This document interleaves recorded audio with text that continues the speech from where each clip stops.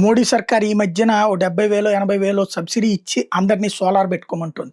But నేను దాదాపుగా 3, 4 ఏళ్ల క్రితమే సోలార్ పెట్టిచ్చా.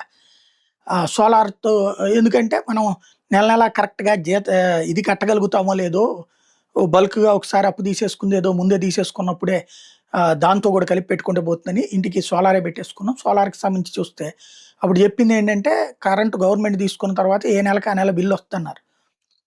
సోలార్ దాంట్లో వచ్చిన స్పెషల్ ఏంటంటే, ఒక్క నెల గూడా ఈ రోజు వరకు 3, 4 ఏళ్లలో ఒక్క 10 పైసలు గూడా నాకు రాలేదు. ఎందుకంటే, మొత్తం కలిపి 6 నెలలకోసారి ఇస్తారన్నారు.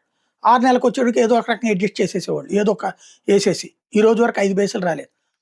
ఈ మధ్యన అనుకుంటా ఓ రూ. 150 ఈ ప్రభుత్వం వచ్చాకనే ఓ మంచి జరిగింది ఏందంటే, ఈ మధ్యన రేట్లదేదో సిస్టమ్ సెట్ చేసిన తర్వాతన ఓ ప రూ. 120, రూ. 200 నాకు ఎదురొస్తదని చెప్తున్నారన్నమాట. బిల్లొస్తుంది. కట్టాల్సిన అవసరం లేదు. అయితే 10 పైసలు చేతికైతే రావట్లేదు. బిల్లులో మాత్రం ఇదిగో ఈ నెల 150 ఎక్స్‌ట్రా, ఈ నెల ఇంకో 150 ఎక్స్‌ట్రా ఇదంతా కలిపితే నీకు 1000, 1200 వస్తాయి 3, 4 నెలల నుంచి అనేదేదో వచ్చింది. అయితే డబ్బులేం రావు. ఇప్పుడు ఏపీఆర్‌సీ క్లియర్ కట్ ఆదేశాలిచ్చింది. ఏ నెల డబ్బులు ఆ నెల ఆళ్ళకివ్వండని. మొన్న మధ్యన ఏదో రేట్ కూడా పెంచమన్నారు. అంతకుముందు దారుణం ఏంటంటే, మనం కట్టేటప్పుడేమో 7.5 రూ. 10, రూ. 12 తీసుకుంటారు. మనకొచ్చేటప్పుడేమో రూ. 2.5 అని రాశారన్నమాట.